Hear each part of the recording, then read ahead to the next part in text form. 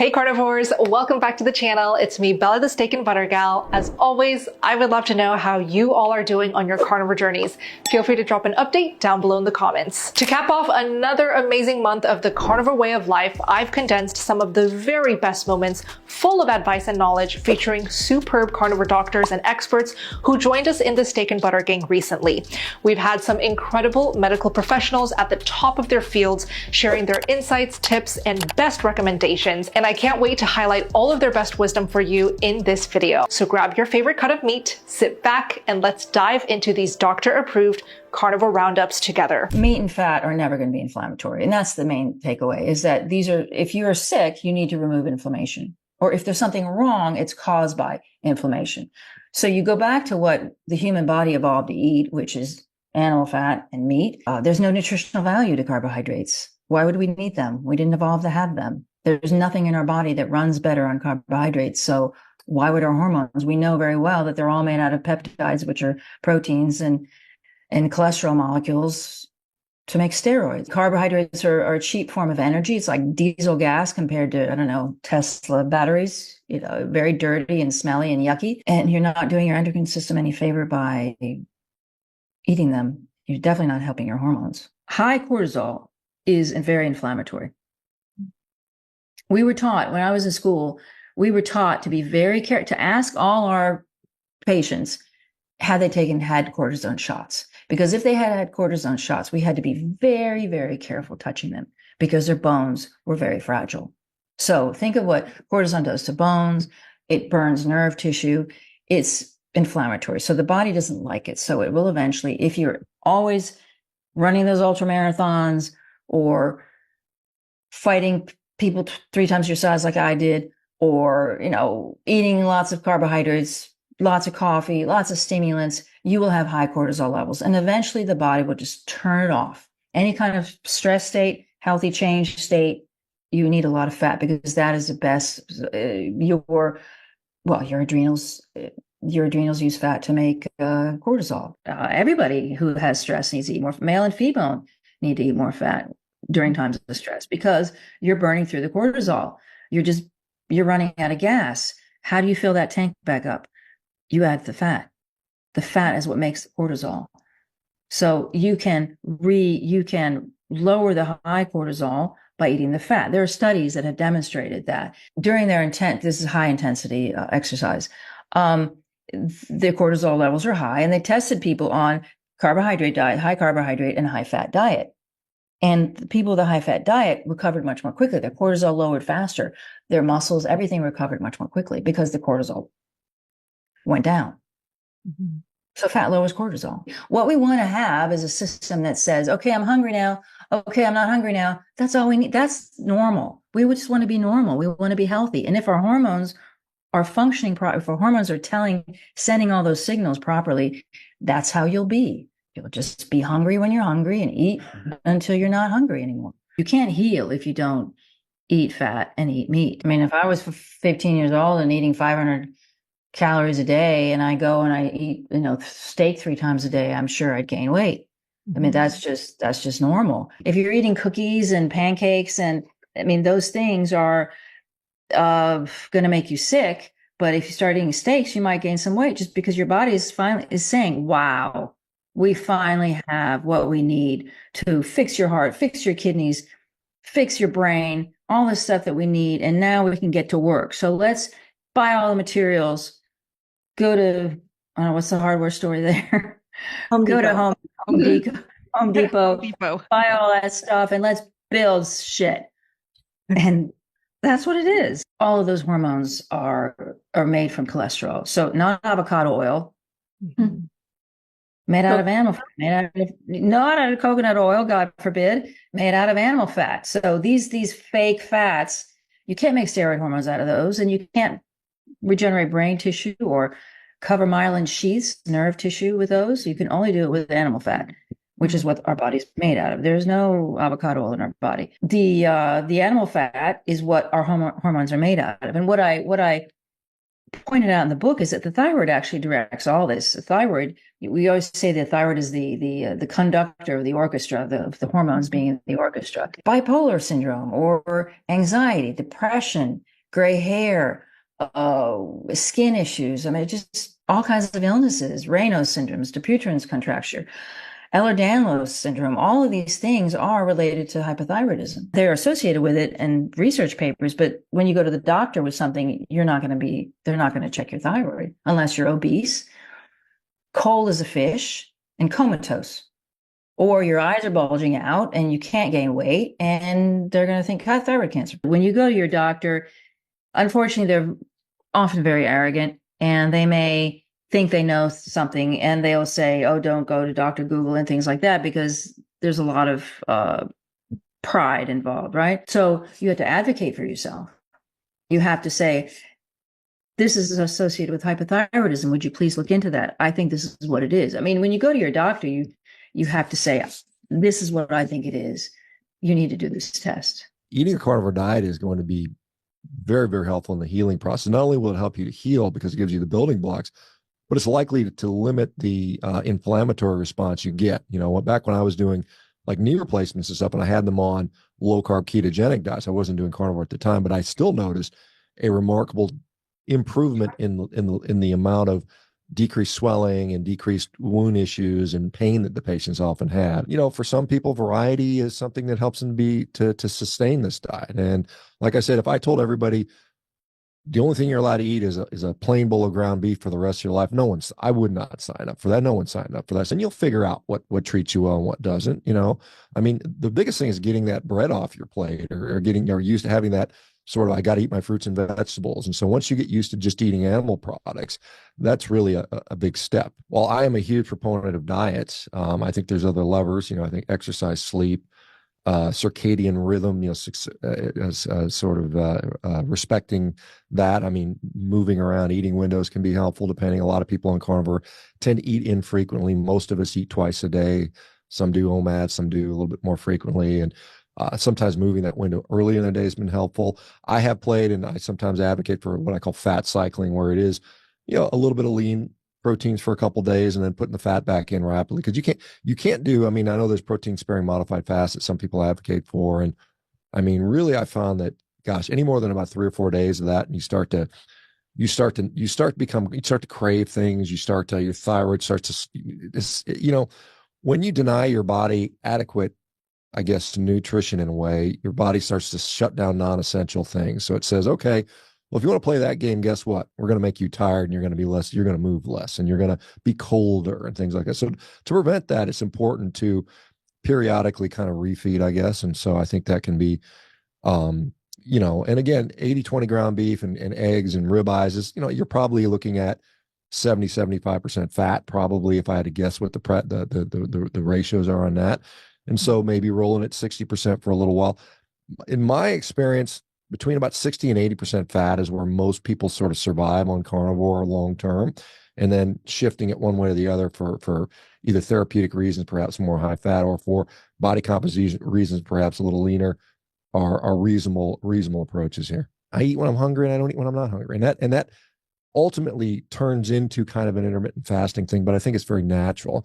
And, you know, at a point, I think that makes sense. I mean, I think for some people that are struggling with satiety cues, and maybe they have a history of food addiction or morbid obesity or something like that, then I think that little crutch of, you know, counting your time can be helpful. It can kind of train you to not eat as frequently. And I think that can be a helpful way to do that. But I think the natural sort of just, you know, satiety and hunger cues probably will lead us to, if we're eating the right diet, right? I mean, if we're eating Pop-Tarts and Twinkies and Reese's peanut butter cups, no, you're going to be wanting to eat constantly. So I think the diet that lends itself to infrequent meal patterns is probably kind of appropriate. I talked about this years and years ago. I said, you know, I think if you're eating the right diet, you kind of naturally just don't eat that frequently, because you think about it, if we make the argument that we were all at one point nomadic and hunter-gathering and stuff like that, I think there's pretty good evidence that we did, it would be very inconvenient to be breaking for meals, you know, frequently, 6 times a day. I mean, you know,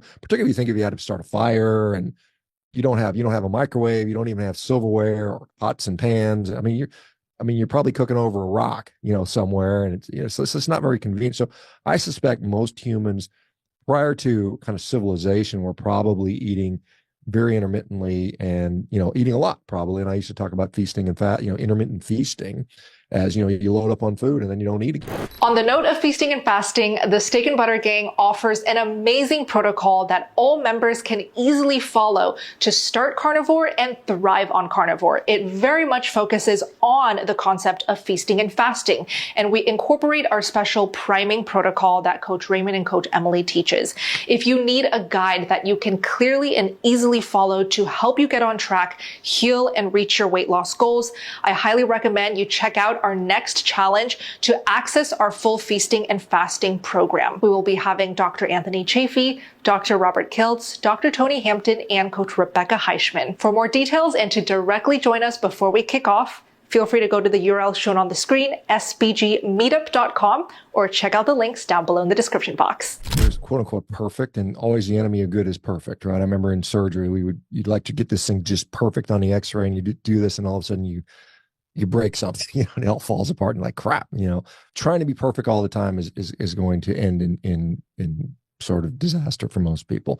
So you do what you have to do. You do what you can do. You do it. It makes it stay. You said you feel good. So that's already a win there. So, I mean, I think you're in a good place. And I think, like I mentioned about earlier, when it comes to losing those last few pounds, it's hard sometimes. This is hard work for me. I mean, you guys see how hard I train and stuff like that, but I still have to knuckle it, to lose those last 5 pounds of, lower belly fat. I mean, I got to really grind to get there. And the question is isn't even worth it. So your body is really not concerned about how you look in the mirror until you get all of those deficiencies taken care of. And so that could be part of the reason why you haven't noticed a change on the scales. I would highly advise you to do 2 things. First, get a tailor's tape. You can buy one for $3 off Amazon, and start taking your measurements just like you're going to get measured for a suit of clothes.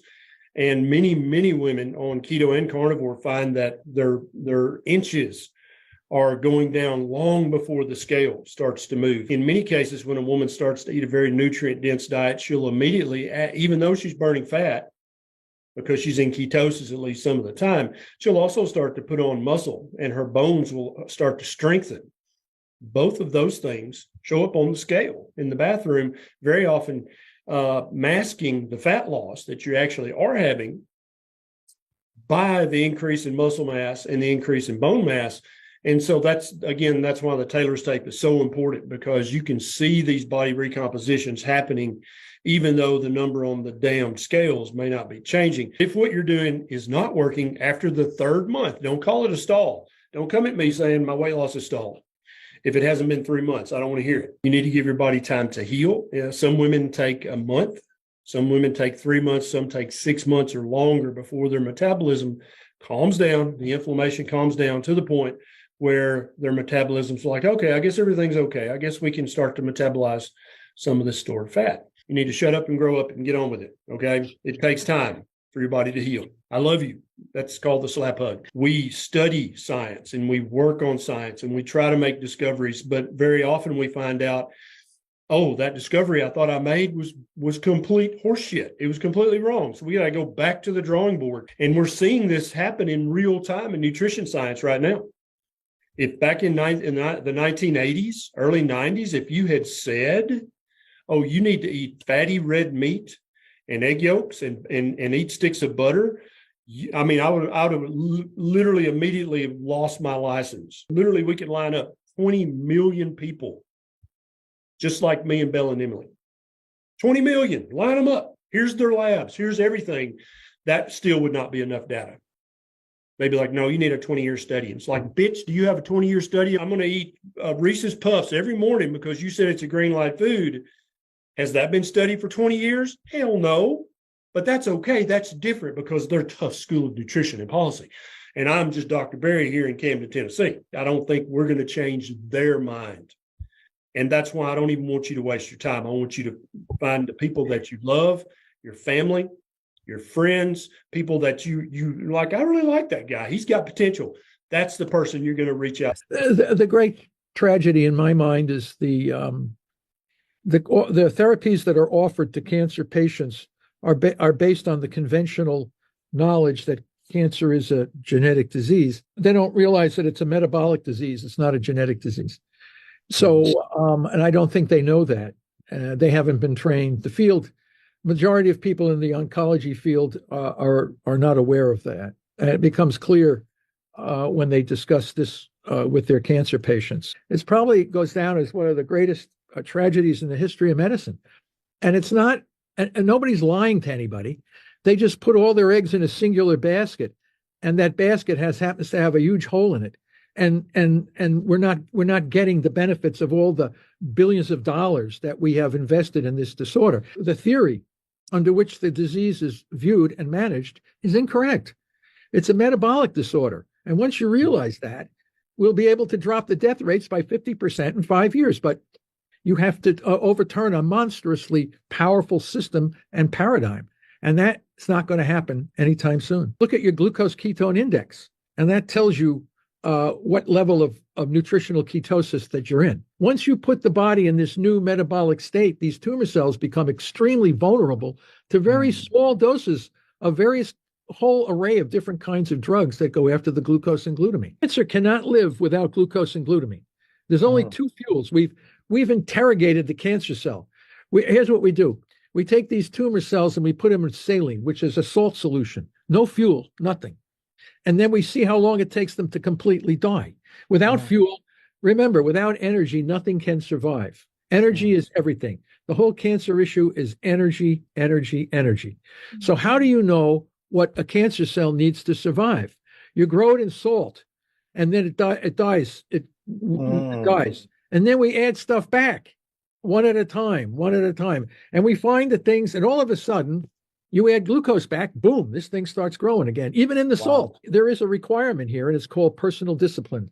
You have to have some level of discipline to get your glucose ketone index, which could take on a very low carbohydrate diet, and you can use any kind of a low carb diet you'd like.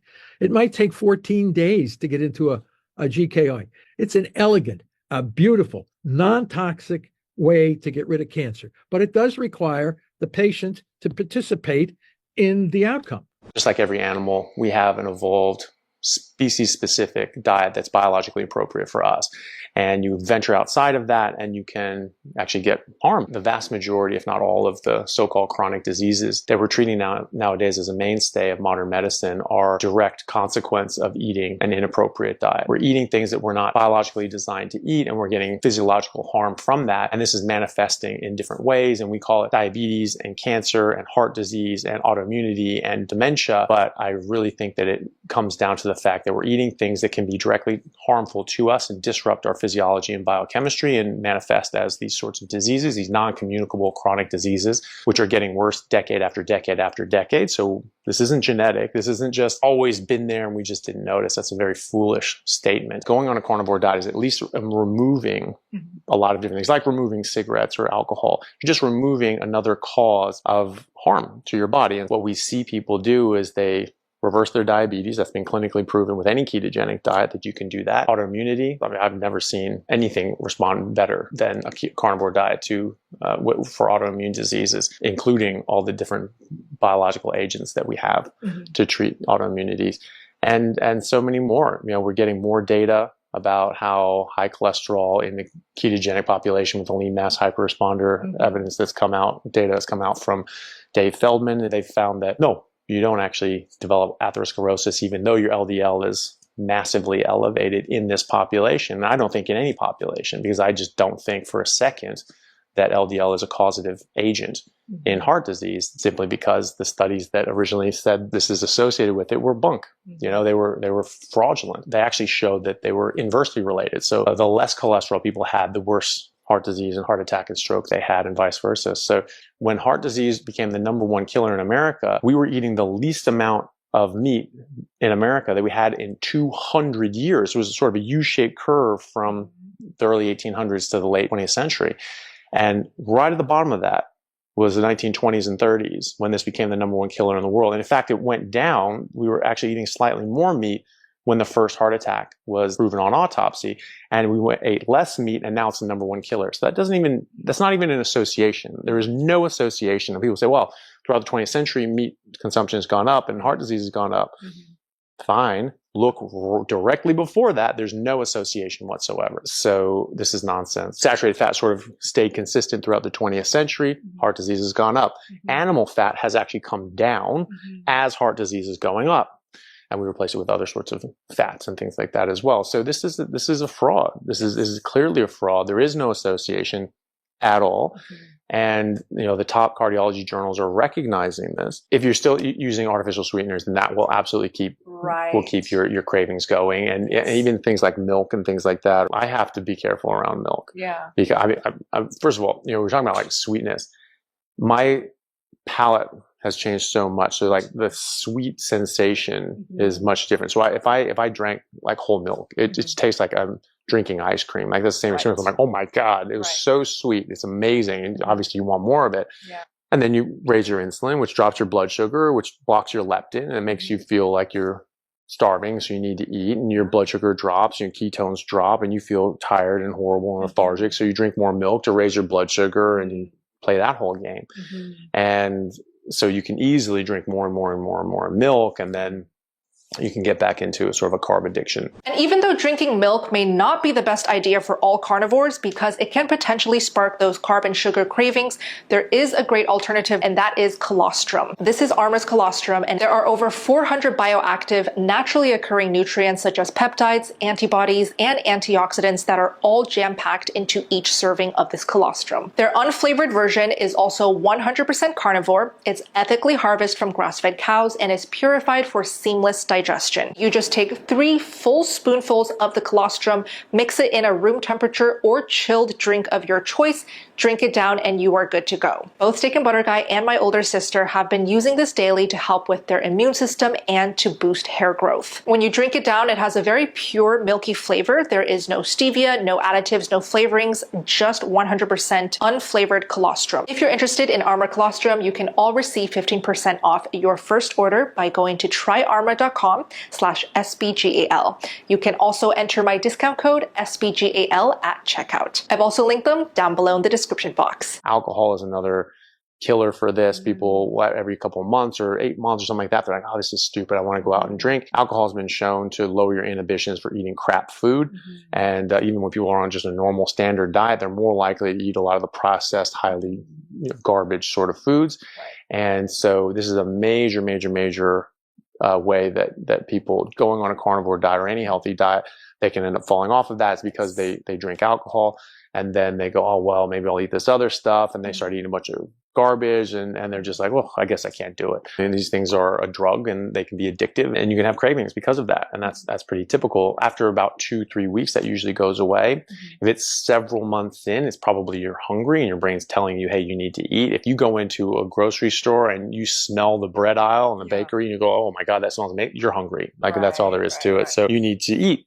But you don't eat bread, you eat real food like meat. And there's also the argument to be made that there are a lot of bacteria in our guts that are reliant and dependent on carbohydrates and fiber.